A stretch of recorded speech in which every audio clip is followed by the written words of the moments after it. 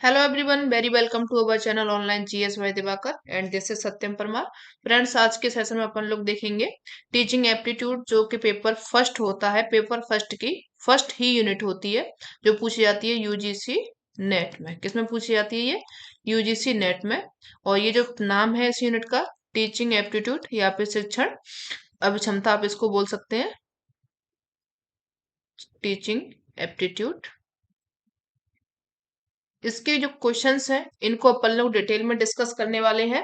इस जो यूनिट है आप लोगों की फर्स्ट यूनिट है, और यहाँ से क्वेश्चन टोटल जो पूछे जाते हैं नेट के फर्स्ट पेपर में, सभी के लिए पेपर फर्स्ट कंपलसरी है। इसमें कोई भी सब्जेक्टिव नहीं होता है कि ये हमारा सब्जेक्ट ज्योग्राफी है या फिर हिस्ट्री है या फिर कुछ और है और उसके हिसाब से हमारा ये पेपर अलग होगा, ऐसा नहीं होता है। ये पेपर सभी का सेम होता है, तो इसको आप सभी लोग देख सकते हैं। और इसमें टोटल जो क्वेश्चंस पूछे जाते हैं 10 क्वेश्चन इस यूनिट से पूछे जाते हैं। ठीक है, तो आज अपन लोग इसी को जानेंगे। और अगर आप लोग चैनल पर नए हैं तो आप क्या करेंगे, इसको सब्सक्राइब करेंगे एंड अपने फ्रेंड्स को शेयर जरूर करेंगे। ठीक है, चलिए पहला क्वेश्चन देखिए यहाँ पे। ये क्वेश्चन है आपके पूछे गए हैं 2022 में, शिफ्ट फर्स्ट में जो क्वेश्चंस पूछे गए हैं उनको यहाँ पे डिस्कस करेंगे। संशोधित ब्लूम की वर्गीकी के अनुसार जो ब्लूम टेक्सोनॉमी है वो भी कौन सी, जो रिवाइज्ड हुई थी, कौन सी? एक तो उन्होंने कब दी थी? 1956 में दी थी शायद। और उसके बाद में 2001 में उन्होंने फिर से उनको रिवाइज किया था, यानी कि संशोधित वाले का पूछ रहा है।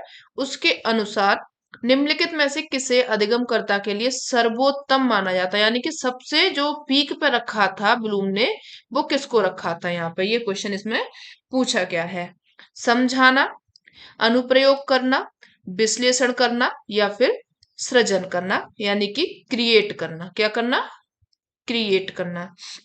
तो जो ब्लूम थे, इन्होंने जो पहले तो इसमें क्या था, जो पहला वाला था जो इन्होंने सबसे पहले अपना जो टेक्सोनॉमी दी थी, उसमें सबसे एंड में जो यानी कि सबसे ऊपर इसको रखा था वो था एनालिसिस। लेकिन ये जो संशोधित आया था ब्लूम टेक्सोनॉमी, इसमें इन्होंने रखा था किसको? सृजन करना को। किसको रखा था? डी ऑप्शन, यानी कि क्रिएट करना या फिर सृजन करना। ये सबसे सर्वोत्तम रखा गया था, सबसे हाईएस्ट यानी कि पीक पे इसको रखा था। चलिए, ब्लूम टेक्सोनॉमी है उसके कौन कौन से डोमेन है, क्या क्या है, इनको आप लोग जान लीजिए। यहाँ से क्वेश्चंस पूछे जाते हैं और ये पूछा ही गया है यहाँ से क्वेश्चंस। तो ये देखिए 1956 में उन्होंने पहली दी थी अपनी, जो उनका वर्गीकरण आया था उन ब्लूम्स का। तो ये कब आया था? 1956 में। रिवाइज कब हुआ था? 2001 में। दोनों डेट इंपॉर्टेंट है, याद रखेंगे। कहाँ पे अंतर देखने को मिलेगा आप लोगों को? यहाँ पे देखने को मिलेगा, बाकी का नीचे सभी आपको सेम मिलेंगे। सबसे पहले क्या होता है? नॉलेज है। क्या हो जाएगा? बच्चे को ज्ञान होगा, किसी चीज के बारे में नॉलेज होगा। उसके बाद में उसको समझ होगी, कॉम्प्रिहेंशन करेगा। उसके बाद में वो अपने स्तर पर, जीवन पर उसको एप्लीकेशन करेगा, यानी कि उसको लागू कर लेगा वो। और उसके बाद में एनालिसिस करेगा कि ये सही है कि नहीं है। और उसके बाद में उसका विश्लेषण करेगा, सिंथेसिस यानी कि विश्लेषण करेगा। और सबसे एंड में वो क्या करेगा? मूल्यांकन करेगा। लेकिन उन्होंने 2001 में थोड़ा सा चेंज लाया अपनी थ्योरी में, और थोड़ा सा उन्होंने अंतर कर दिया इसमें। क्या? कि सबसे पहले जो बच्चा होगा उसको याद करेगा, जो रट्टा लगाते हैं ना, दो एकम दो, दो दूनी चार, दो तिया छह, ये होगा उसको। और उसके बाद में वो बच्चा क्या करेगा? जो अंडरस्टैंड है, यानी कि उसकी समझ विकसित होगी कि दो एकम दो और दो में प्लस दो कर दिए तो कितने हो गए? चार। फिर से हम इसमें प्लस दो कर देंगे तो कितने हो जाएंगे? छह हो जाएंगे। ठीक है, फिर से इसमें दो कर देंगे तो कितने हो जाएंगे? आठ हो जाएंगे। इस तरीके से वो क्या कर देगा? अपनी उसकी समझ विकसित हुई, समझ के अनुसार उसने वो जो पहाड़ा था उसको रट करके नहीं, क्या करके, समझ करके बनाना शुरू कर दिया। ये क्या हो जाएगा? अंडरस्टैंड। अब वो क्या करेगा?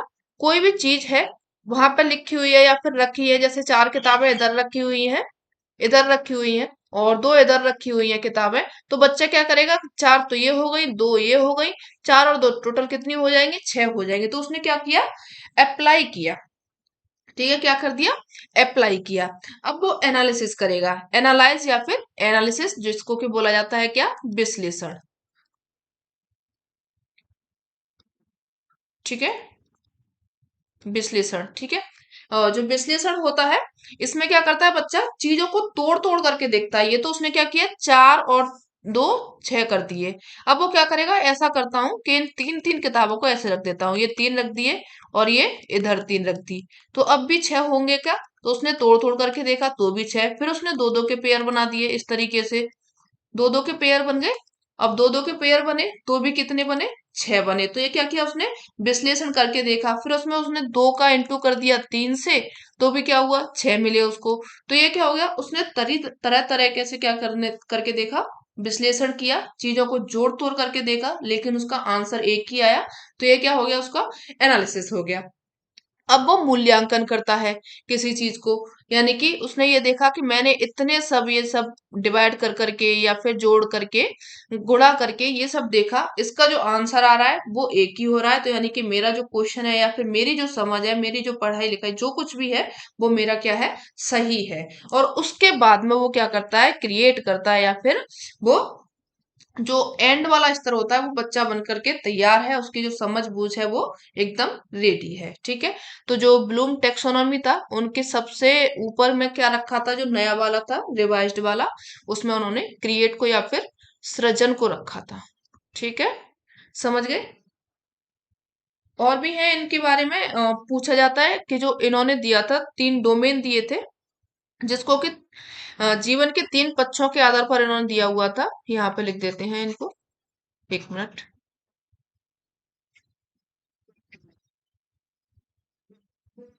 जीवन के तीन पक्ष इन्होंने कौन कौन से रखे थे, वहां से भी क्वेश्चंस पूछा जाता है। तो पहला था इनको ज्ञानात्मक, ज्ञानात्मक पक्ष। दूसरा था इनका भावात्मक पक्ष।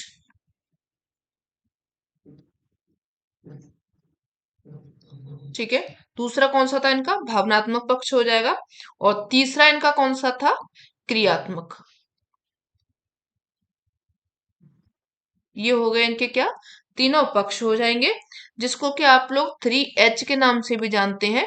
3H यानी कि हेड, हेड में क्या होता है, ज्ञान होता है। ठीक है, भावनात्मक यानी कि हर्ट होता है। ये भाव कहाँ पे पैदा होता है आप लोगों के, कि हाँ मैं किसी का दया आ गई या फिर किसी पे गुस्सा आ गया, तो ये आपके हर्ट में होता है। क्रियात्मक जो आप क्रिएटिविटी करते हैं वो किससे करते हैं, हैंड से करते हैं। तो ये 3H के नाम से भी जाना जाता है। किसका है ये, ब्लूम टेक्सोनॉमी का है। ये इनके क्या रहे थे, मानसिक जीवन के तीन पक्ष रखे थे इन्होंने, आधार इनका रखा था। चलिए आगे बढ़ेंगे, नेक्स्ट क्वेश्चन अपना यहाँ पर देखेंगे।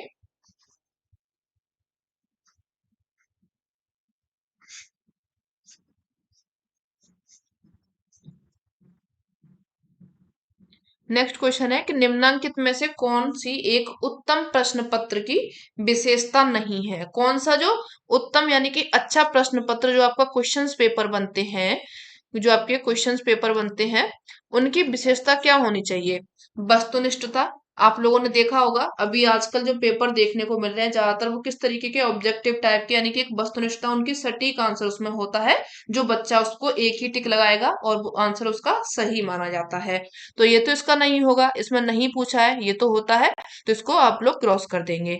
विश्वसनीयता, जब तक पेपर में विश्वसनीयता नहीं होगी, किसी विषय के बारे में विश्वास नहीं होगा, अच्छा पेपर नहीं बनेगा। या फिर कुछ भी उल्टा सीधा आप लोग, जैसे कि यहाँ पे कौन मरा वहां पे कौन मरा, जो आपका पढ़ाई से संबंधित है वो नहीं छपाएंगे, उसके अलावा आप कुछ भी छाप देंगे, तो ऐसा तो नहीं होगा, ये पेपर गलत हो जाएगा। इसलिए उसमें क्या होनी चाहिए, विश्वसनीयता होनी चाहिए। तो ये भी आप लोगों का सही हो जाएगा, इसको आप लोग गलत कर देंगे।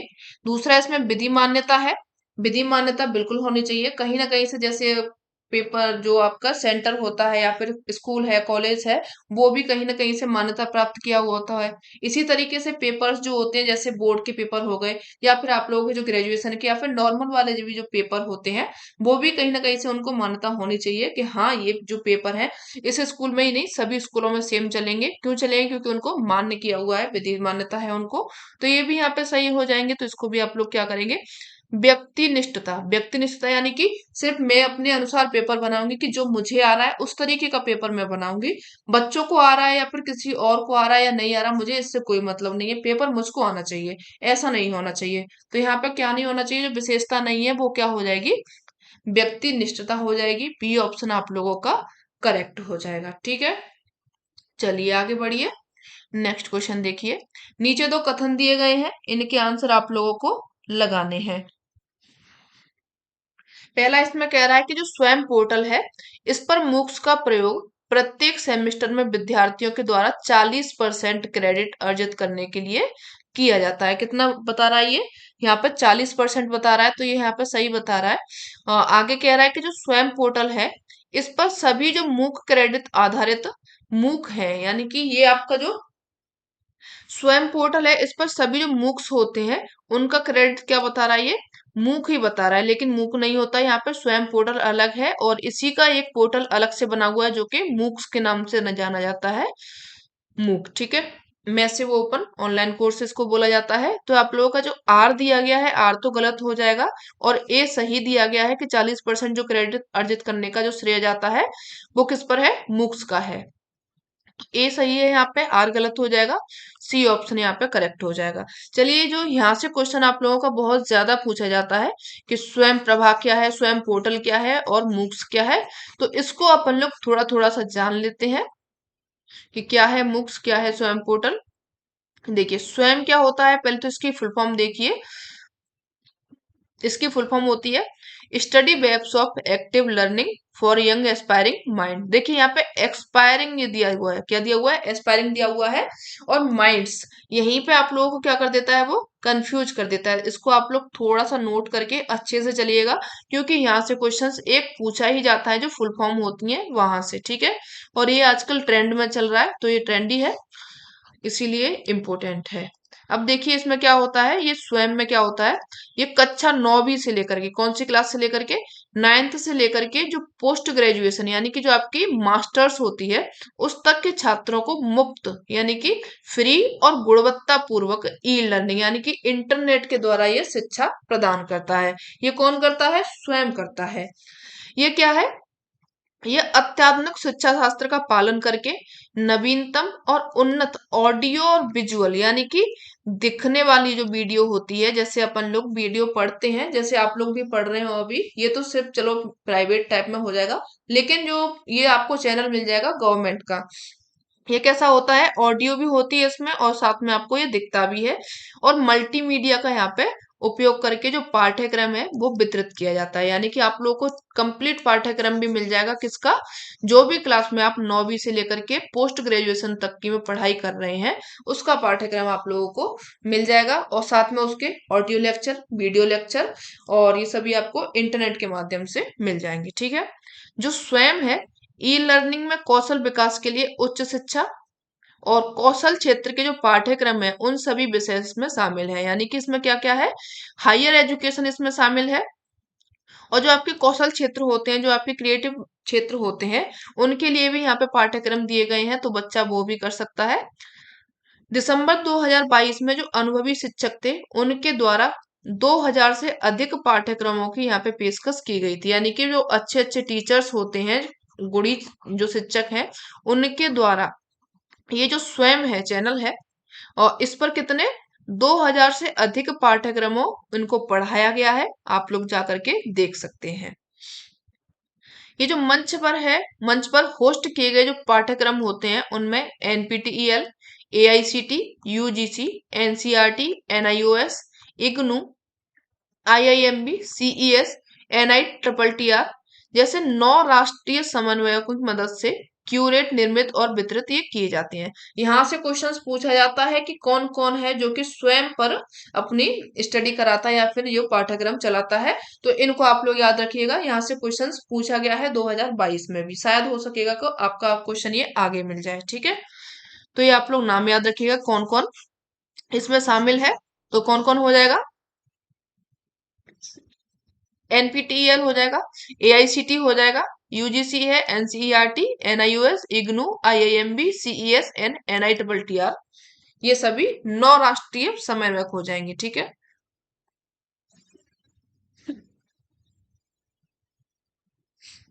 चलिए, सीखने के लिए जो स्वयं है मूक्स कोर्स को बिना किसी शुल्क के मुफ्त में एक्सेस किया जा सकता है, यानी कि इसमें कोई भी आप लोगों को पैसे नहीं देने हैं, फ्री में आप लोग पढ़ेंगे, फ्री में आप लोगों को यहाँ से जो किताबें हैं उनका पीडीएफ वगैरह मिल जाती है। या निर्दिष्ट केंद्रों पर परीक्षा में बैठने के बाद एक स्वयं प्रमाण पत्र भी दिया जाता है। यानी कि इसका ऐसा नहीं है कि बस पढ़ लिए और चले गए यहाँ से उठ के, और कुछ भी पता नहीं है कि हम कहाँ पे पढ़े, कुछ नहीं है ऐसा यहाँ पे नहीं होता है। यहाँ पे क्या होता है, एक सर्टिफिकेट प्रमाण पत्र दिया जाता है।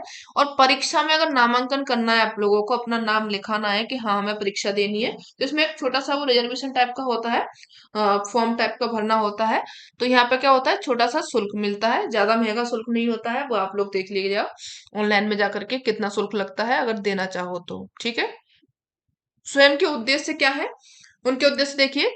जो स्वयं पोर्टल है, पोर्टल का उद्देश्य देश के सबसे भिन्न वर्ग सहित सभी शिक्षार्थियों के लिए श्रेष्ठ शिक्षण और सीखने के लिए संसाधन उपलब्ध कराना है। देखिए, ऐसा नहीं है कि सभी बच्चे अफोर्डेबल जो उनके लिए प्राइस हो जाए और सब बच्चे आराम से पढ़ाई कर लें। बुक्स हैं इतनी महंगी होती हैं, उनको खरीद लें और उसके बाद में ट्यूशन लगा लें, बहुत महंगी पढ़ाइयां हैं।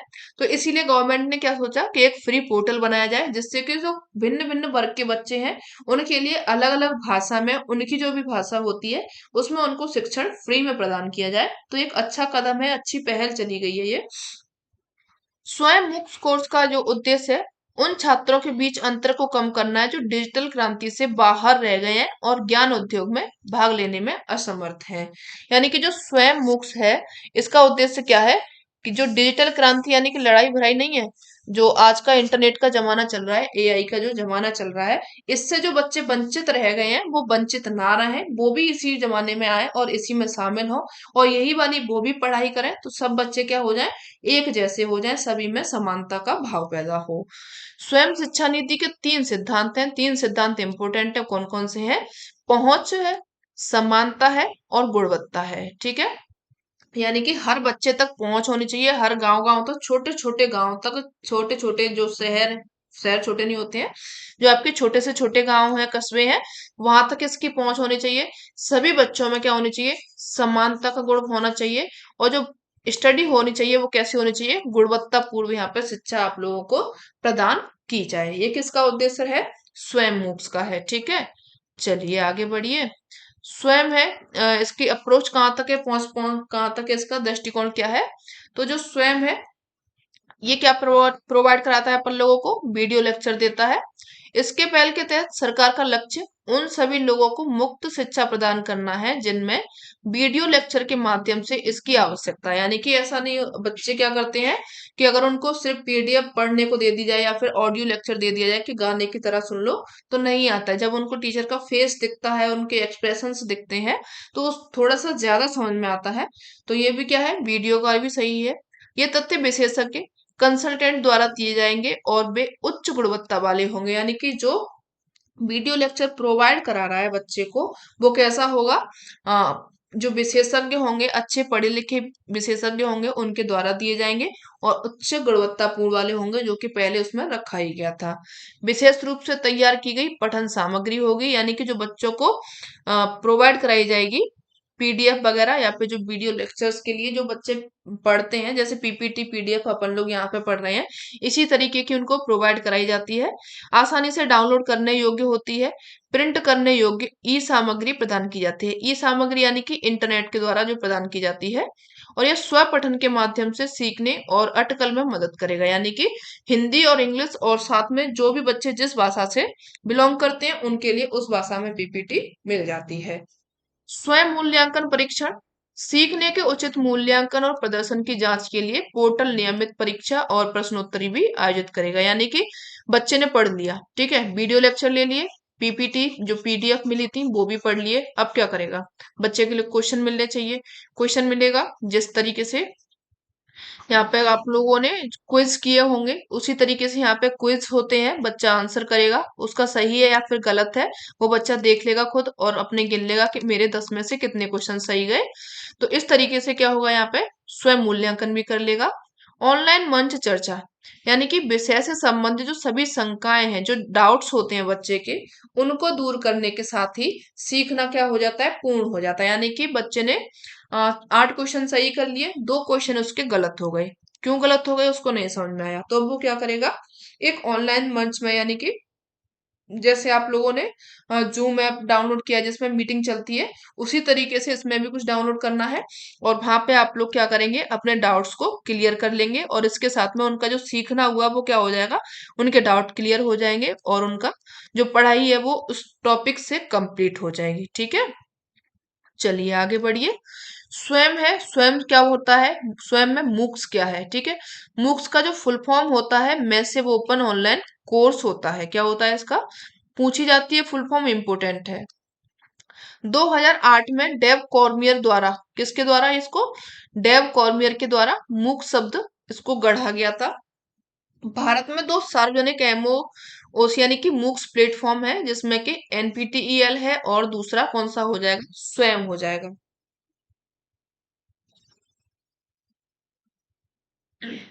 कौन कौन सा हो जाएगा यहाँ पे, एनपीटीईएल हो जाएगा और दूसरा स्वयं हो जाएगा।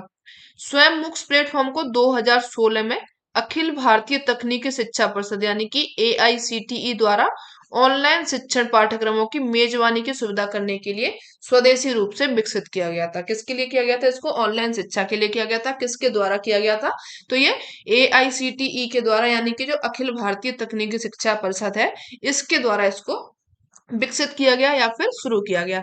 इन पाठ्यक्रमों को किसी भी स्थान से और किसी भी समय किसी के द्वारा भी एक्सेस किया जा सकता है। यानी कि ये जो पाठ्यक्रम उपलब्ध कराएगा मूक्स, ऐसा नहीं है कि इसमें कोई भी फीस देनी है आप लोगों को या फिर कोई एक जो वीआईपी पर्सन होता है वही इसमें जा सकेगा, ऐसा कुछ भी नहीं है। जो नॉर्मल लोग हैं सभी लोग इसमें अपना क्या कर सकते हैं, कभी भी इसमें एक्सेस कर सकते हैं और उस पाठ्यक्रम से वो जुड़ सकते हैं। स्वयं क्या है, मुफ्त पाठ्यक्रम सभी के लिए फ्री है, निशुल्क है, कोई भी इसमें जा सकता है। स्वयं का मुफ्त प्लेटफॉर्म दुनिया का सबसे बड़े प्लेटफॉर्म में से क्या है, एक है। ये क्या है, स्वयं का ही प्लेटफॉर्म है मूक्स। कुछ प्रसिद्ध विश्वव्यापी मुफ्त प्लेटफॉर्म जैसे कि कॉर्सेरा है, ईडीएक्स है, फ्यूचर लर्न है, ये सभी नाम आप याद रखेंगे, क्या हो जाएंगे, ये मूक्स के ही नाम है। इनसे भी क्वेश्चंस अभी बना नहीं है लेकिन बनने की संभावना पूरी पूरी है, क्योंकि पेपर जो लेवल हो रहा है वो आप लोगों का टफ हो रहा है, तो इसलिए आप लोग इनके नाम याद रख लेना। चलिए आगे बढ़िए।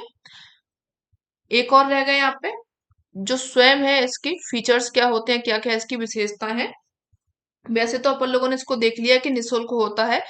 मोबाइल लर्निंग आप लोग मोबाइल पे आराम से बैठ करके देख सकते हैं, जैसे अभी आप लोग मोबाइल से पढ़ रहे होंगे या फिर जो आपके पास में टैबलेट होगा या लैपटॉप होगा उनसे आप लोग यहाँ पे पढ़ सकते हैं।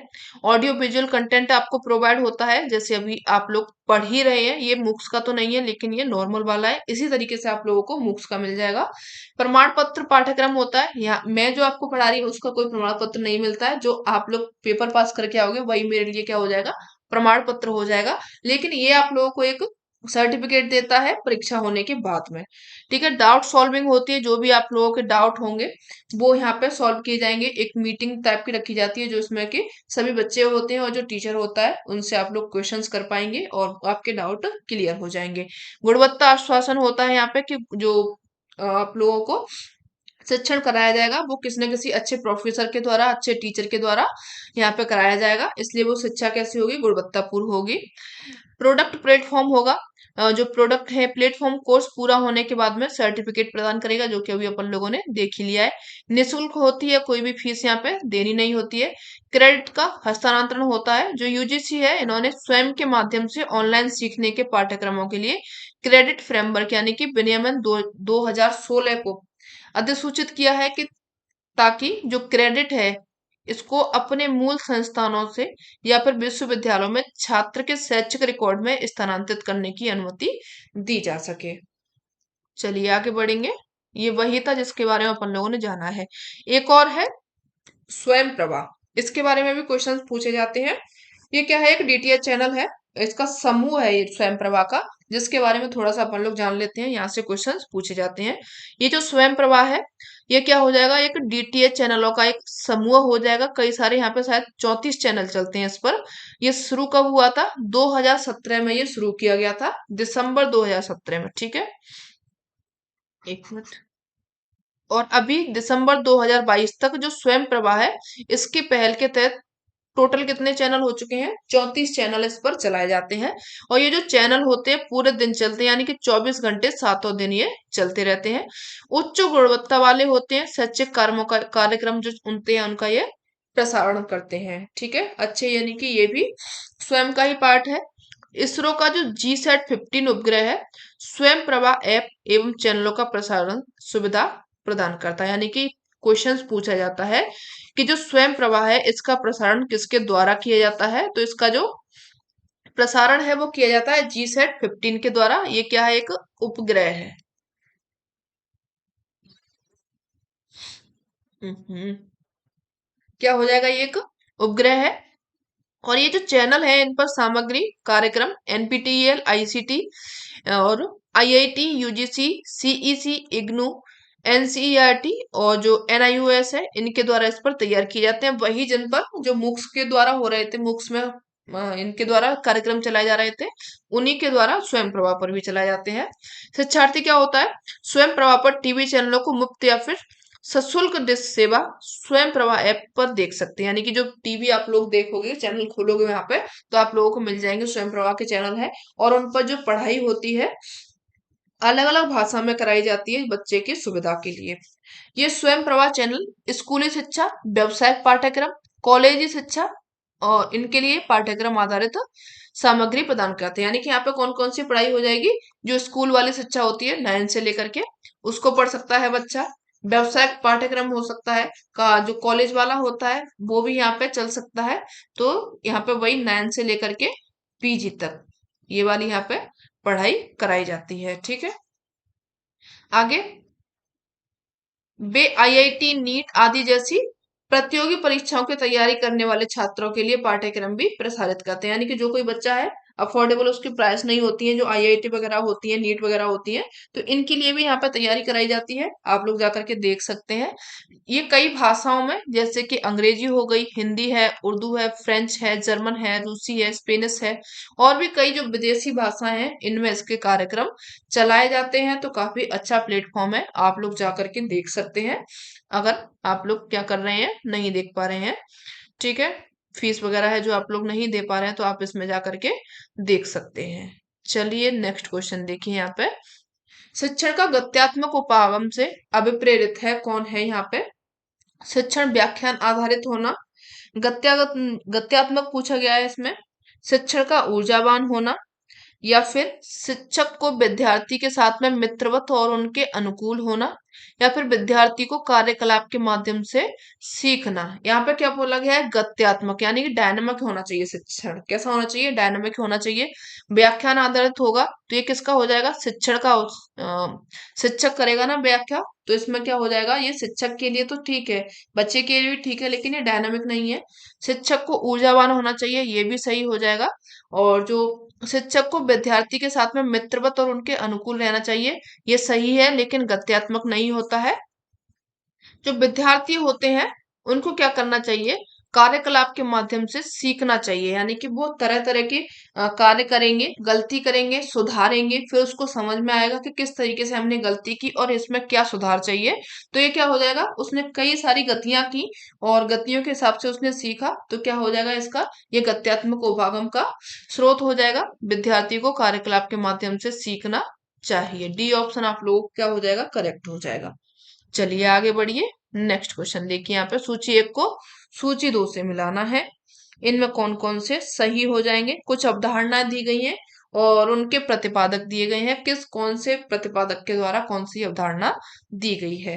पहला इसमें बता रहा है कि व्यक्ति परकता के विकास के माध्यम से आत्म शिक्षा, एकीकृत शिक्षा, मानव मस्तिष्क को रूपांतरित करने वाली शिक्षा, मौलिक शिक्षा जिसको कि वर्धा शिक्षा प्रणाली भी कहा जाता है। तो इसकी अवधारणा किस किसने दी है ये आप लोग बताइए, मैं भी बताती हूँ आप लोगों को। तो जो व्यक्ति परकता के साथ विकास के माध्यम से आत्म शिक्षा का जो अवधारणा दी थी, वो दी थी किसने? मारिया मोंटेसरी ने। किसने दी थी? मारिया मोंटेसरी ने। थर्ड ऑप्शन यहाँ पे आप लिख लीजिए, ए का हो जाएगा थर्ड। ठीक है, 2 को आप लोग क्या करेंगे? हटा देंगे।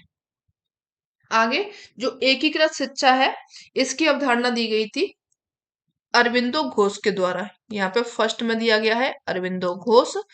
दोनों में दिया गया है तो अभी कोई नहीं हटेगा। मानव मस्तिष्क को रूपांतरित करने वाली जो शिक्षा है ये किसके द्वारा दी गई थी? ये दी गई थी जे कृष्णमूर्ति के द्वारा। फोर्थ है यहाँ पे, आप लोग थर्ड नहीं फोर्थ करिए इसको, ठीक है। फोर्थ है यहाँ पे हो जाएगा ये फोर्थ, यानी कि ये भी गया। सी ऑप्शन आप लोगों को क्या हो जाएगा? करेक्ट हो जाएगा।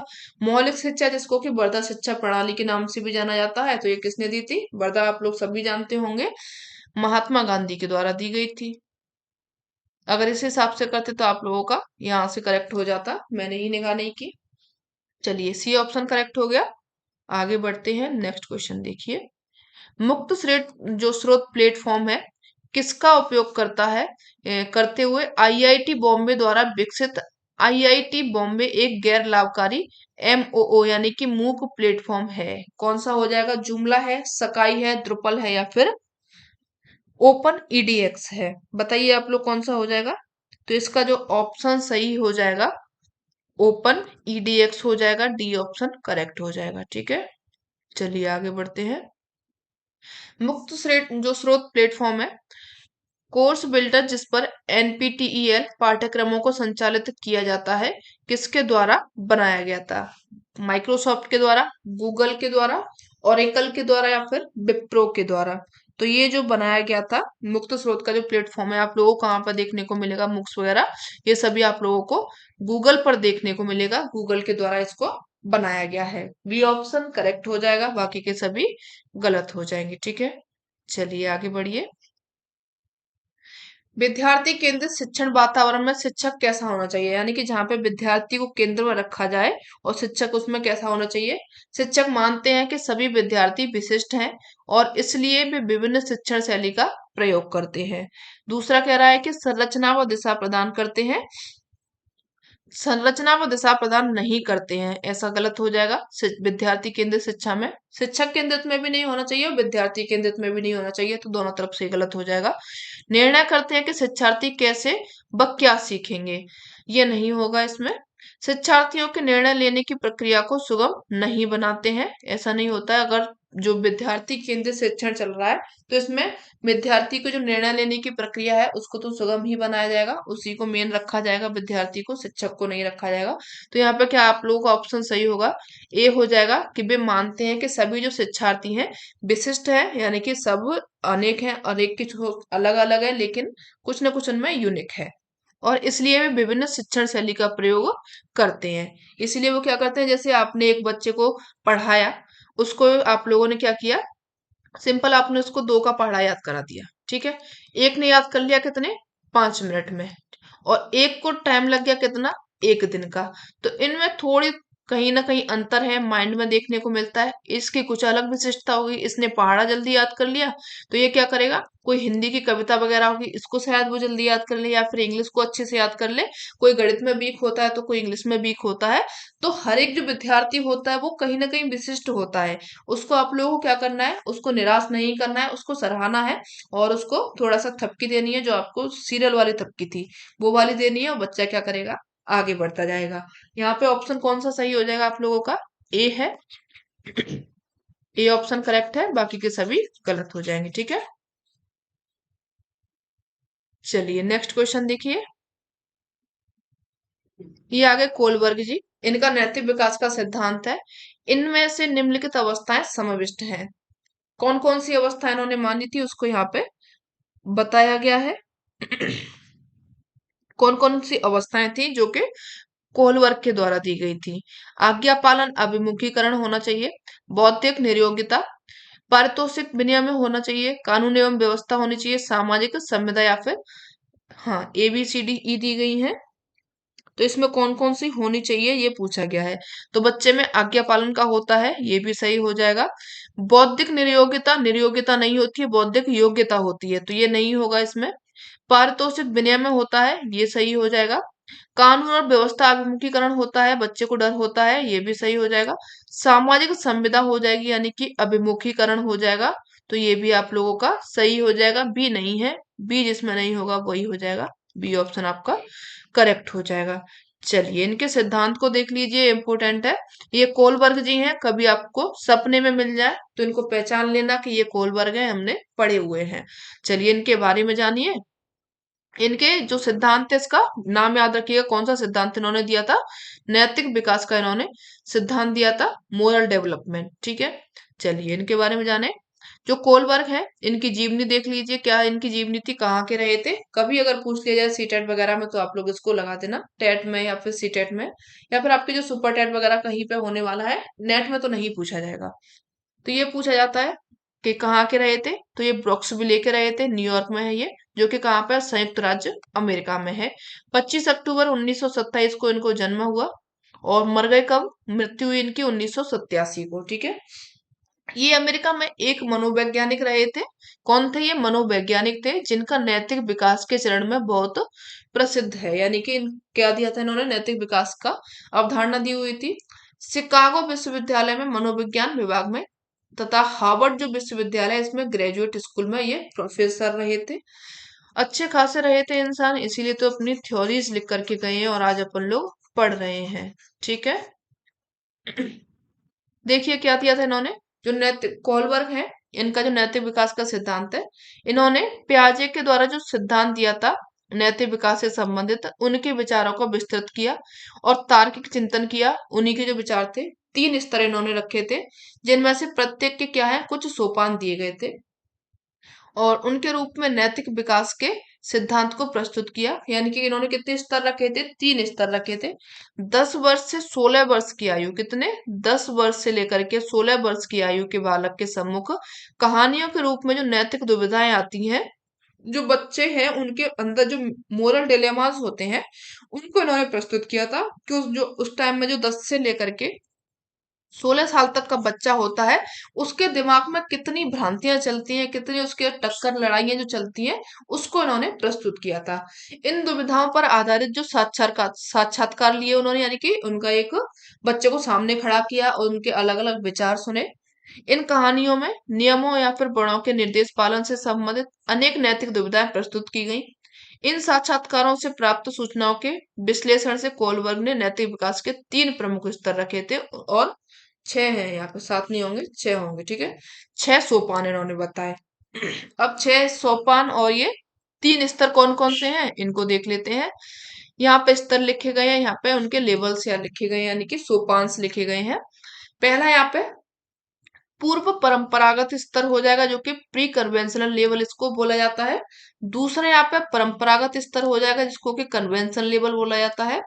तीसरा यहाँ पे उत्तर परंपरागत स्तर हो जाएगा, जिसको कि पोस्ट कन्वेंशनल लेवल इसको बोला जाता है। ठीक है, सोपान में देखिए, पहला यहाँ पे क्या होगा, आत्म केंद्रित निर्णय, जिसमें कि बच्चा खुद निर्णय लेने का होता है, ईगो सेंट्रिक उनका जजमेंट होता है, यानी कि जो मैं कर रहा हूँ वो सही है, मैं जो करूंगा वही सही है, दूसरा जो करेगा वो गलत हो जाएगा। दंड एवं आज्ञा पालन का अभिमुखता होता है, यानी कि बच्चा है कोई गलती कर देगा तो उसको डर होता है कि मेरे घर पे मार पड़ेगी, या फिर मैं ये काम नहीं करूं, या फिर वो उस चीज के लिए, जैसे बाहर खेलने गया है, लेट हो गया, और लेट होने पर उसको क्या कर दिया उसने, वो एक दिन उसको मार पड़ गई, दूसरे दिन वो यही देखता रहेगा कि आज मैं खेलने में लेट नहीं होऊंगा, नहीं तो वो क्या करेगा, मुझे घर पे जाकर के मार पड़ेगी, और इसलिए मैं क्या करता हूँ, आज टाइम से चला जाता हूँ। तो वो क्या करेगा, दंड के दर से आज्ञा का वो पालन करेगा बच्चा। ठीक है, यांत्रिक सापेक्ष अभिमुखता होती है, यानी कि जो इंस्ट्रूमेंटल रिलेटिव ओरिएंटेड होती है, यानी कि उनको जो चीज चाहिए होती है वो चाहिए, उसके अलावा उनको कुछ भी नहीं चाहिए, वही चीज उनको चाहिए होती है, दूसरी चीज आप कहीं कुछ भी ला करके रख देंगे तो भी वो नहीं लेंगे। परस्पर एक रूप अभिमुखता होती है यहाँ पे। अधिकार संरक्षण अभिमुखता होती है, यानी कि अथॉरिटी मेंटेनिंग ओरिएंटेशन होती है। और जो आपका पांचवा हो जाएगा सोपान, हम्म पांचवा सोपान है, इसमें सामाजिक अनुबंध होता है, विधि सम्मत अभिमुखता होती है, सार्वभौमिक नैतिक सिद्धांत अभिमुखता होती है। इनके बारे में अपन लोग डिटेल में जानेंगे अभी। ठीक है, चलिए पूर्व परंपरागत स्तर, इसमें क्या होता है, इनको देखिए। इस स्तर में जो बालक होता है अपनी आवश्यकताओं के संदर्भ में चिंतन करते हैं, यानी कि जो उनको चाहिए होता है, क्या क्या चाहिए, उसके लिए वो क्या करते हैं, सोचते हैं, चिंतन करते हैं, और नैतिक दुविधाओं से युक्त प्रश्नों पर उनके उत्तर प्राय क्या होते हैं, उनको होने वाले लाभ या फिर हानि पर आधारित होते हैं। यानी कि अगर उनको नहीं मिला तो उनको लगता है कि हम हार गए या फिर हमारी हानि हो गई, अगर उनको वो प्राप्त हो गया तो उनको क्या लगता है कि हमारा लाभ हो गया। नैतिक कार्य अच्छे या फिर बुरे कर्मों में नियत होते हैं, न कि अच्छे या फिर बुरे व्यक्तियों में। यानी कि व्यक्ति बुरा नहीं होता है, उसके क्या होते हैं, कर्म बुरे होते हैं। क्या बुरे होते हैं, उसके कर्म बुरे होते हैं। तो यही किसने कहा था, जो आपके कोलबर्ग हैं, इन्होंने कहा था कि जो नैतिक विकास है वो किसमें होते हैं, व्यक्तियों में नहीं होते, उनके कर्मों में होते हैं। सामाजिक एवं सांस्कृतिक नियम जैसे कि अच्छा या फिर बुरा, सही या फिर गलत आदि की व्याख्या मिलने वाले दंड पुरस्कार नियमों का समर्थन करने वाले व्यक्तियों के शारीरिक सामर्थ्य अथवा होने वाले स्थूल जो परिणाम है उनमें आकी जाती है। यानी कि बच्चे ने दंड किया है, उनको दंड मिला, पुरस्कार मिला, नियम हुआ, उसके उनका समर्थन करता है या फिर नहीं करता, तो ये सब क्या होता है, सही है या फिर गलत है, एक व्यक्ति के कर्मों के द्वारा बनाया गया है, ना कि व्यक्तियों में शुरू से पैदा होता है ये। इस स्तर पर होने वाले जो नैतिक विकास के निम्नलिखित 3 उपसोपान दिए गए हैं, जिनको अपन लोग देखेंगे। पहला होता है ईगोसेंट्रिक, यानी कि आत्म केंद्रित निर्णय। इसमें क्या होता है, इसमें बालक प्रत्येक उस कार्य को जिसे वे करना चाहते हैं उसको पसंद करते हैं, और उस वस्तु को जिसे वे प्राप्त करना चाहते हैं अथवा उस व्यक्ति को जो उनकी सहायता करता है अच्छा समझते हैं। यानी कि जो बच्चे को वो लोग अच्छा समझते हैं कि हाँ ये बच्चा तो बहुत बहुत अच्छा है, ये कार्य वो करता है या फिर इसको देना चाहिए ये चीज, तो वो उसको अच्छा लगता है। और इसके उल्टे में क्या होता है, कि कोई भी ऐसा कार्य या फिर वस्तु, व्यक्ति जिसे वे नापसंद करते हैं। क्या होता है, कई बार आपने देखा होगा कि बच्चा किसी से चिढ़ता है, किसी से बहुत खुश रहता है, जिसे वे प्राप्त करना नहीं चाहते, अथवा व्यक्ति जो उन्हें हानि पहुंचाता है उसे वो क्या समझते हैं, खराब समझते हैं, और जो उसको हानि नहीं पहुंचाता है उसके अनुसार बोल देता है तो वो उसको क्या समझते हैं, लाभ समझते हैं। इस स्तर पर जो बालक हैं उनमें अपनी इच्छा, अनिच्छा, पसंद, नापसंद इससे अलग हटकर नियमों अथवा दायित्वों के कोई विचार नहीं होता। यानी कि उनको जो पसंद है वो चाहिए होती है, उनको जो चाहिए होता है, इच्छा है उसकी कि ये मुझको खाना है, मुझको मैगी खानी है, रोटी नहीं खानी है, तो उसको क्या खाना है, मैगी ही बनानी पड़ेगी आप लोगों को।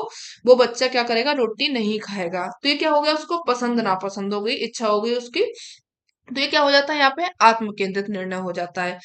दूसरा यहाँ पे अभी आप लोगों को बताया था कि दंड या फिर आज्ञा पालन है, जिसमें कोई बड़ा व्यक्ति होता है उसको क्या कर देता है, मार दिया या फिर कुछ ही दंड दे दिया, हैंड्स अप करके खड़ा हो जा, अगर तूने होमवर्क नहीं किया तो 1 घंटा तुझको क्लास से बाहर रखा जाएगा। तो दूसरे दिन क्या करेगा बच्चा, अपना होमवर्क करके लेके जाएगा, किस डर से, कि उसको दंड मिल जाएगा। क्या मिल जाएगा उसको, दंड मिल जाएगा। दंड से बचने के लिए वो अपना कार्य करके जाएगा। ठीक है, चलिए आगे बढ़िए। यांत्रिक सापेक्ष अभिमुखता, इसमें क्या होता है, जो नैतिक विकास का ये सोपान है, इसमें बालक अपनी आवश्यकताओं की पूर्ति तभी करना चाहते हैं जब वे उनकी पूर्ति कर सकने में समर्थ होते हैं। यानी कि अब वो बच्चा समझ लगा कि अगर मैं इसको खुद कर पाऊंगा तभी इसको अपनी अच्छा जो आवश्यकता है इसको पूरा करूंगा, नहीं तो नहीं करूंगा। वे क्या करते हैं, स्वलाभ से, यानी कि वो खुद लाभ से प्रोत्साहित हो जाते हैं। यानी कि अगर वो करना चाहें और अगर वो उसको कर सकते हैं तो ही उसको पाना चाहेंगे, वरना नहीं पाना चाहेंगे। इस बात को समझते हैं कि संबंध स्थूल पर निर्भरता बनते हैं, न कि सभी के प्रति निष्ठा, न्याय और समर्पण के भाव से। वे मानते हैं कि जो प्रत्येक व्यक्ति स्वयं को देखना होता है, तब कोई भी व्यक्ति केवल उन व्यक्तियों के प्रति उत्तरदायी होता है जो उसकी सहायता करते हैं। अब उनको समझ में आ जाता है कि हर व्यक्ति जैसे अपन लोग देखते हैं वैसा नहीं होता है, उसमें अलग अलग तरीके की भावना पैदा होती है। थोड़ा सा उनमें क्या हो जाता है, एक दूसरे का न्याय, यानी कि सही गलत का न्याय समझने की भावना पैदा हो जाती है, समर्पण के भाव पैदा हो जाते हैं, यानी कि किसी की हेल्प करना, ये सभी उनको पैदा हो जाता है। आगे जो परंपरागत स्तर है, इसमें क्या होता है, जो परंपरागत स्तर है इसमें नैतिक मूल्य अच्छे बुरे कार्यों को करने में नियत रहते हैं। यानी कि भाई ये हमने किया तो अच्छा हो जाएगा, अगर ऐसा नहीं किया तो ये बुरा हो जाएगा। बालक बाह्य सामाजिक अपेक्षाओं को पूरा करने में रुचि लेते हैं, जो भी बाहर के जो सामाजिक कार्य होते हैं उनको वो पूरा करते हैं। वे अपने परिवार, अपने समूह अथवा अपने राष्ट्र की अपेक्षाओं को पूरा करने को महत्व देने लगते हैं। महत्वपूर्ण व्यक्तियों तथा सामाजिक व्यवस्था के अनुरूप कार्य करते हैं वे। उनमें परंपरागत नियमों के दायित्वों के प्रति क्या हो जाता है, समर्थन आ जाता है, औचित्य का उनमें भाव पैदा हो जाता है। और ये जो स्तर होता है, इस स्तर पर होने वाले जो नैतिक विकास है इनको 2 उपसोपान में बांटा गया है। 2 उपसोपान कौन कौन से हैं वो अभी अपन लोग पढ़ेंगे। यहाँ पे पहला हो जाएगा परस्पर एक रूप अभिमुखता हो जाएगा। ये जो सोपान होता है इसमें बालक क्या होता है, अच्छा बनकर अन्य व्यक्तियों से प्रशंसा प्राप्त करना चाहता है। यानी कि कोई काम है वो बच्चा कर रहा है, वो किस लिए कर रहा है, क्योंकि हमें ये जो पर्सन है इससे हमें क्या मिल जाए, प्रसन्नता, यानी कि इससे बढ़ाई मिल जाए कि हाँ ये लड़का तो बहुत अच्छा है और ये ऐसा काम कर लेता है। बहुत तारीफें बटोरने के लिए बच्चा क्या करने लगता है, अच्छे अच्छे काम करने लगता है। वे अच्छे बालक अथवा अच्छी बालिका जैसा व्यवहार करने में रुचि लेते हैं, जो अन्य को अच्छा लगे, अन्यों की सहायता करे या फिर अन्यों के द्वारा स्वीकृत हो, वो वाले काम वो करते हैं। यानी कि खुद को जो अच्छा लग रहा है, खुद को जो बुरा लग रहा है, ऐसा वो नहीं सोचते हैं। दूसरे को क्या अच्छा लग रहा है, दूसरा किस में खुश हो रहा है, दूसरा हमारी तारीफ किस कार्य में कर रहा है, वो वाले कार्य करने में उनकी मदद करेगा। जो बालक होते हैं दूसरे व्यक्तियों के भावों पर, उनके जो इरादे होते हैं, इंटेंशंस होते हैं, उनको ध्यान रखने की आवश्यकता के प्रति सजग रहते हैं। यानी कि वो अब जो बच्चे होते हैं, जो बालक होते हैं, इतने समझदार हो गए हैं कि दूसरा जो व्यक्ति है हम ऐसी बात ना बोले या फिर हम ऐसे कार्य ना करें कि इससे क्या हो, उनके जो इरादे या फिर उनके जो इंटेंशंस हैं उनको दिखी हो, उनसे कोई प्रॉब्लम हो जाए उनको, तो उसका वो ध्यान रखते हैं। ये जो सोपान होता है इस पर सहयोग के सर्वोत्तम आचरण के रूप में स्वीकार किया जाता है। तो देखिए आप लोगों से क्वेश्चंस पूछा जाता है या फिर पूछा जा सकता है जब टफ पेपर बनता है तब, कि जो सहयोग के सर्वोत्तम आचरण के रूप में स्वीकार किया गया कौन सा सोपान हो जाएगा, तो वो परस्पर एक रूप अभिमुखता सोपान हो जाएगा। ठीक है। दूसरा यहाँ पे देखिए अधिकार संरक्षण अभिमुखता, इसमें क्या होता है इसको जानिए। ये जो सोपान है इसमें बालक सामाजिक दृष्टि से किसी जो समाज को देखता है, स्वीकृत जो नियम है समाज के अनुसार, जो नियम बने हुए हैं उनके दायित्व हैं, उनके अनुरूप चलते हैं। वो अब क्या करते हैं, उन्हीं के अनुरूप वो कार्य करने लगते हैं। वे सर्वहित दृष्टि से, यानी कि सबका हित हो, अपना हो चाहे नहीं हो, लेकिन अपना भी सोचता है थोड़ा बहुत। समाज का हित हो, समाज में जो रहने वाले लोग हैं उनका हित हो, सामाजिक व्यवस्था को वो बनाए रखना चाहते हैं। अगर कह दिया यहाँ पे एक पेड़ लगा है, ठीक है, पेड़ ऐसे नहीं बनता है, ऐसे बनता है, ठीक है ना। हाँ, ये एक पेड़ लगा हुआ है और यहाँ पे इस इंसान का घर बना है, तो वो क्या सोचेगा, मैं इस पेड़ को काट दूं। लेकिन एक मन में क्या आएगा, मैं इस पेड़ को काटूंगा तो सामने वाले को छाया नहीं मिलेगी, हवा नहीं मिलेगी, या फिर अगर वो काटेगा तो जो समाज के लोग हैं, इस कॉलोनी वाले जो लोग हैं, वो क्या करेंगे, आकर के घिर जाएंगे कि तू इस पेड़ को नहीं काटेगा। पेड़ क्या होता है, हमें बहुत सारे ऑक्सीजन वगैरह देता है, तो ये हमारे लिए बहुत इंपॉर्टेंट है, इसलिए पेड़ को आप लोग नहीं काटोगे। तो ये क्या हो जाएगा, सामाजिक कार्य है और इसको ध्यान में रख करके वो कार्य करेगा। वे समझते हैं कि समाज एक व्यापक सामाजिक प्रणाली है जो उसमें रहने वाले व्यक्तियों के व्यवहार को नियंत्रित करती है। यानी कि जो समाज है वो क्या हो जाएगा, एक पूरी प्रणाली है, और जो उस समाज में या फिर उस जो आपका एरिया है, एक समाज ही बोला जाता है, वहां पे जो व्यक्ति रह रहे हैं उनके व्यवहार को कहीं ना कहीं समाज क्या कर देता है, नियंत्रित कर लेता है। यानी कि जैसे आप लोग देखोगे, ये कॉलोनी है, यहाँ पे पिंकी जीजी रह रही हैं, और पिंकी दीदी क्या है, शॉर्ट कपड़े पहनती हैं, लेकिन पूरी जो कॉलोनी की लड़कियां हैं वो क्या पहनती हैं, सूट, सलवार सूट वगैरह, जो आपके पूरे पूरे ढके हुए कपड़े होते हैं वो पहनती हैं। तो कहीं ना कहीं पिंकी के मन में भी यही आएगा कि मुझे ऐसे छोटे कपड़े नहीं पहनने चाहिए, या फिर उसकी फैमिली के मन में भी यही आएगा। तो वो भी कभी ना कभी अपना ये विचार उसके चेंज होंगे, और वो भी शॉर्ट छोड़ के कहीं सूट पर नहीं तो वो जीन्स पर आ जाएगी, लेकिन वो अपना कपड़ा कैसा पहनेगी, पूरा पहनेगी। तो ये क्या होता है, कहीं ना कहीं उसको एक समाज का डर होता है कि समाज हमें फिर बुरी बुरी बातें बोलेगा या फिर अच्छा नहीं लगेगा हम लोगों को, तो वो सामाजिक डर होता है। ठीक है। उनके विचार में नैतिकता का आधार सामाजिक व्यवस्था है, तथा व्यक्तिगत हानि होने की स्थिति में भी नियमों का वो पालन किया जाना चाहिए। यानी कि अगर व्यक्ति है उसको खुद को हानि हो रही है फिर भी उनके नियमों को वो पालन करता जाता है। तो ये किस में चलता है, आप लोगों के अधिकार संरक्षण अभिमुखता में। आगे बढ़िए, लास्ट रह गया है यहाँ पे उत्तर परंपरागत स्तर है, यानी कि पोस्ट कन्वेंशनल लेवल हो जाएगा।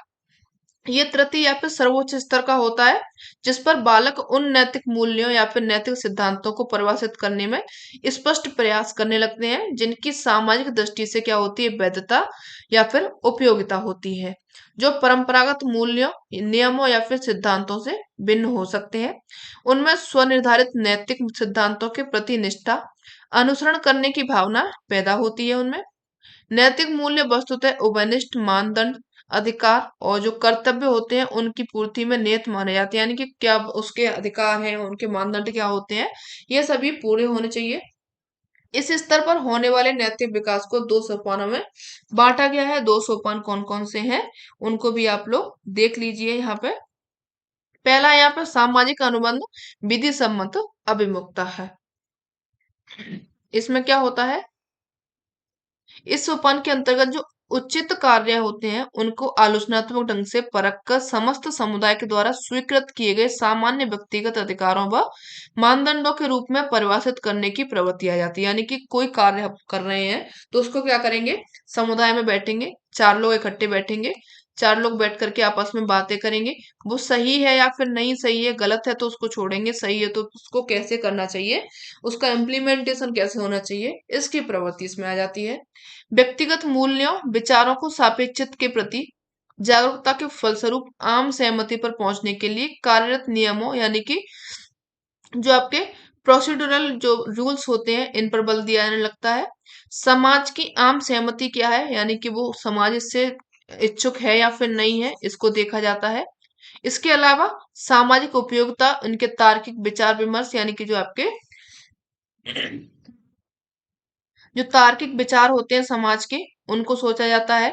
उनके आधार पर परिवर्तित करने की संभावना रहती है। यानी कि समाज ने अगर कुछ बोल दिया कि यहाँ पे ऐसा नहीं ऐसा होना चाहिए, इसमें आप लोगों ने कोई कॉलोनी में कुछ गेट बना रहे हैं या फिर कुछ भी बना रहे हैं, तो उसमें क्या करेंगे, आपने सोचा कि यहाँ पे बनाते हैं, ठीक है, यहाँ रोड निकाल देते हैं, यहाँ पे एक मंदिर बना देते हैं और यहाँ पे कॉलोनी हो जाएगी।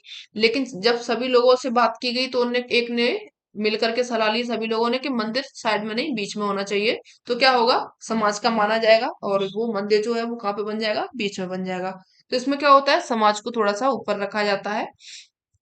विधि सम्मत नियमों के अतिरिक्त स्वतंत्र स्वीकारोक्ति या फिर समर्पण का भाव यहाँ पे पैदा होता है। व्यक्ति को अपने दायित्वों का पालन करने के लिए प्रेरित करता है।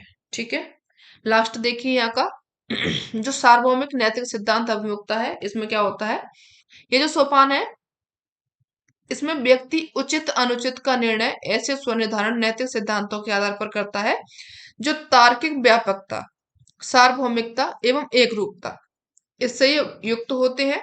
और ये सिद्धांत अमूर्त नैतिक बोध से युक्त होते हैं। वे न्याय के सर्वमान्य प्राकृतिक सिद्धांत होने के साथ साथ मानव अधिकार की समानता, परस्परता, मानव जाति के प्रति सम्मान की भावना से युक्त होता है। वही इसमें होता है कि इसमें समाज का मानव जाति को कोई ठेस ना पहुंचे, सभी को सम्मान मिलना चाहिए, उनके भावना को दुख नहीं पहुंचना चाहिए। ये भी किसमें होता है, सार्वभौमिक नैतिक सिद्धांत में होता है। तो उसमें आप भी अपन लोगों ने 6 सोपान की बोला था ना, लेकिन उसमें टोटल जो सोपान होते हैं, पहला 0 से शुरू हुआ था, टोटल जो सोपान हो जाएंगे इनके कितने हो जाएंगे, कुल वर्ग के 7 सोपान हो जाएंगे, 3 इनके स्तर हो जाएंगे। चलिए आगे बढ़ते हैं, नेक्स्ट क्वेश्चन देखिए। सूची 1 को सूची 2 से सुमेलित करना है। बाल विकास दिए गए हैं, उनके लक्षण दिए गए हैं कि कौन से बाल विकास की पहचान है। गुट में बच्चे कब रहना चाहते हैं, भीड़ कब हो, उनकी पहचान से संबंधित, यानी कि बच्चा कब चाहता है उसकी पहचान हो, उसको सब लोग जाने। विलंब काल कब होता है, जब बच्चा खोया खोया रहता है। और उसके लक्षण दिए गए हैं, अल्प प्रगाढ़ता, अधिक निर्बंध रूप से संगठित मर्म है, सभी, मम्मी नहीं होगा, ये सभी होगा, ठीक है, सभी विश्वासों, भावनाओं और अभिवृत्तियों के साथ में स्वयं की सामान्य समझ होनी चाहिए। वैयक्तिक या फिर व्यावसायिक विकल्पों के लिए विलंबित प्रतिबद्धता के साथ में अन्वेषण, अपेक्षाकृत छोटे मित्रता एवं अर्धांगिनी समूह होना चाहिए। देखिए यहाँ पे आज मैं इंग्लिश वर्जन नहीं लेकर के आई हूँ, लेकिन आपका जो नेक्स्ट पेपर में सॉल्व कराऊंगी, जो नेक्स्ट क्वेश्चन होंगे उसमें इंग्लिश और हिंदी दोनों साथ में रहेगी, जिससे क्या होगा, इनकी हिंदी थोड़ी सी टफ होती है तो इंग्लिश समझ में आ जाती है, इसलिए इनके क्या करेंगे, इंग्लिश और हिंदी दोनों को ही यहाँ पे सेम रख करके चलेंगे, तो जिससे आप लोगों को भी दिक्कत ना होगी, मुझे भी नहीं होगी। आज आप लोग थोड़ा सा एडजस्ट कर लीजिए, ठीक है। देखिए गुट में बच्चे कब रहना पसंद करेंगे, तो यहाँ पे उनको कब चाहिए, जब छोटे छोटे बच्चे होते हैं, मित्रता उनमें होती है, समूह में रहना पसंद करते हैं, तो ए का यहाँ पे आप लोग क्या कर लेंगे, फोर्थ कर लेंगे। भीड़ भाड़ में कब रहते हैं बच्चे, उनको जब अल्प प्रगाढ़ता होती है, यानी कि छोटे से बड़े होते हैं, वो 2-4 साल के होने लग गए तो वो भी वो क्या होते हैं, एक गुट बना लेते हैं, बच्चों का ग्रुप बन जाता है, वो फ्रेंड फ्रेंड खेलते हैं। और वो क्या करते हैं, लड़के लड़के ज्यादा खेलना पसंद करेंगे, लड़कियों को अपने साथ में नहीं रखेंगे, या फिर उनमें एक कहीं ना कहीं रूढ़िबद्धता, स्टीरियोटाइप फीलिंग होती है बच्चों में, वो गुट में रहना पसंद करेंगे किस तरीके के, कि बॉयज बॉयज का हो या फिर गर्ल्स गर्ल्स का हो। ठीक है, जैसे बोलते नहीं थे कि हम तो ये अपने साथ में गुड़िया नहीं खिलाएंगे क्योंकि तू लड़का है, और जो लड़के होते थे, जा जा तू क्रिकेट नहीं खेल पाएगी क्योंकि तू लड़की है। इस तरीके की भावना बच्चे में होती है। वो कब होती है, जब वो अल्प प्रकटता यानी कि छोटे से वो बड़े होते हैं थोड़े से। तो यहाँ पे क्या हो जाएगा, सेकंड का फर्स्ट हो जाएगा। पहचान होती है, बच्चे कब चाहते हैं कि हमारी पहचान हो, हम लोग को सब जाने। तो यहाँ पे जो वैयक्तिक एवं व्यावसायिक विकल्पों के लिए विलंबित प्रतिबद्धता के साथ में अन्वेषण करते हैं। तो यहाँ पे बच्चे क्या हो जाएगा, नहीं, ये पहचान का नहीं होगा। सभी विश्वासों, भावनाओं और अभिवृत्तियों के साथ में स्वयं की सामान्य समझ होती है, और इसमें बच्चा चाहता है कि मेरी अलग पहचान हो, मैं सबसे अलग दिखूं, कि उसके मन में चलते रहते सभी विचार हो जाएंगे।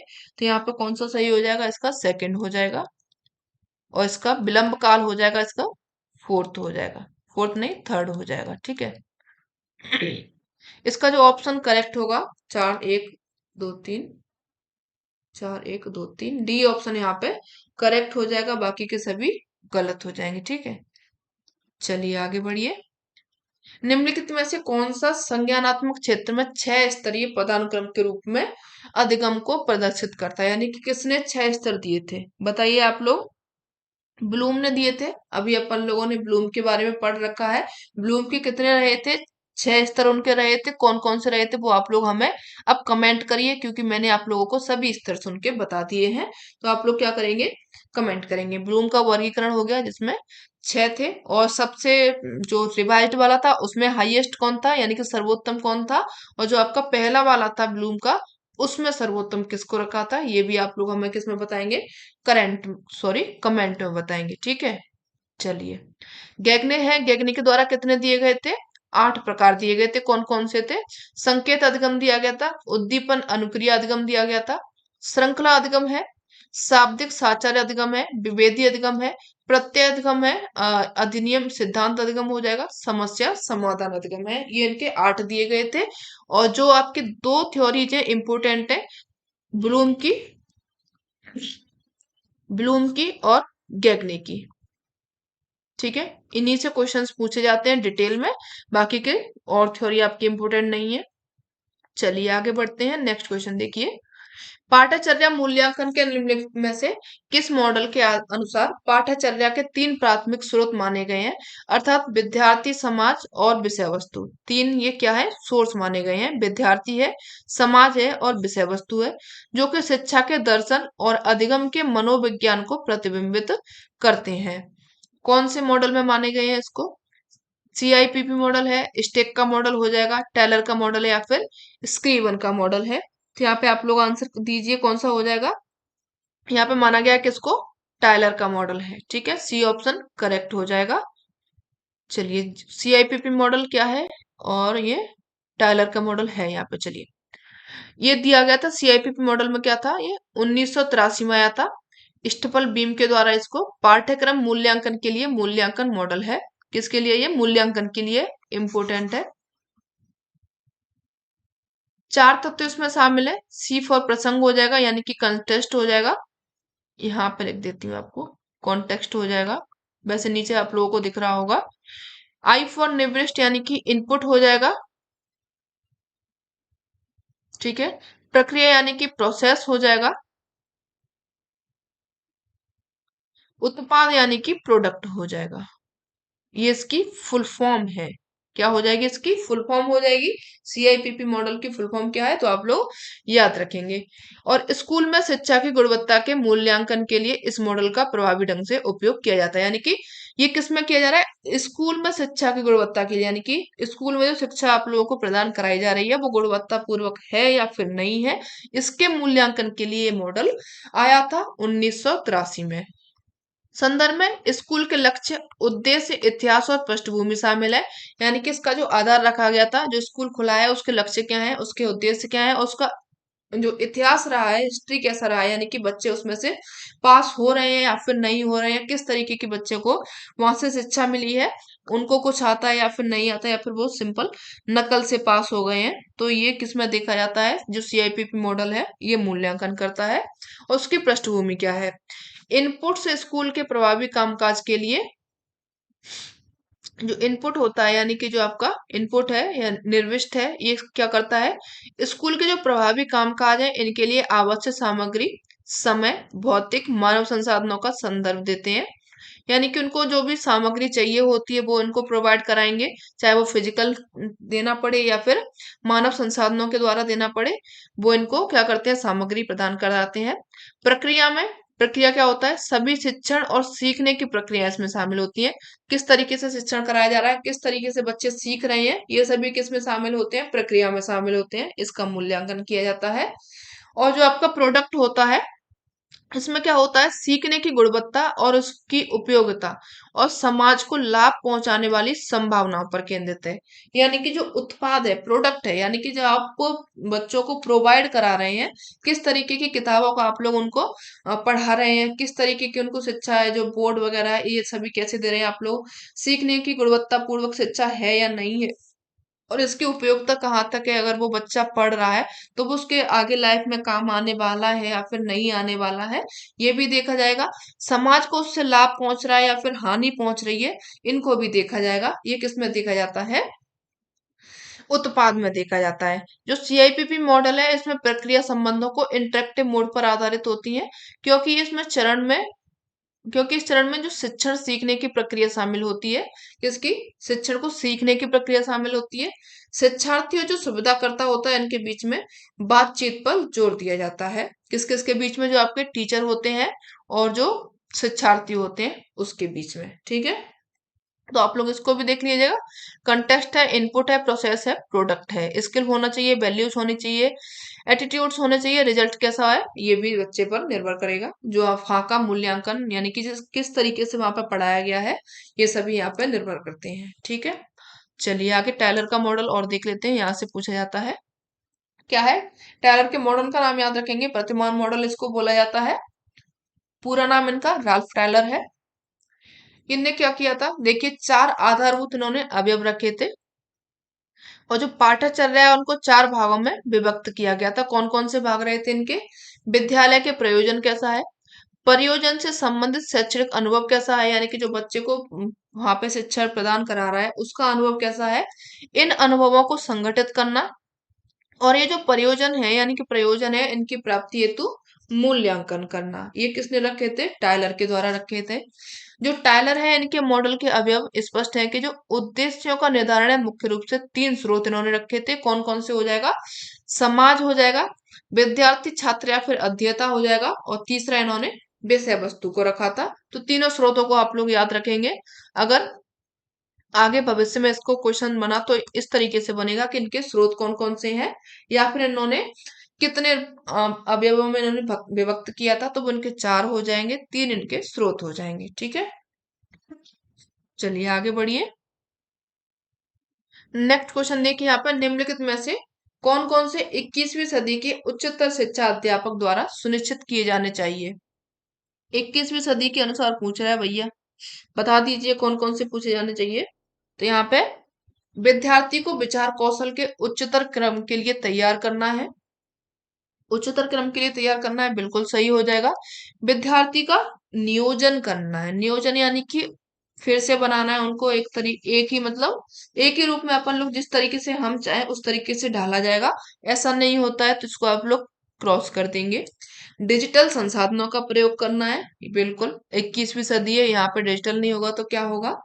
केवल मेधावी छात्रों जो विद्यार्थी होते हैं उनके साथ में परस्पर बातचीत करनी है, ऐसा करेंगे आप लोग, बताइए।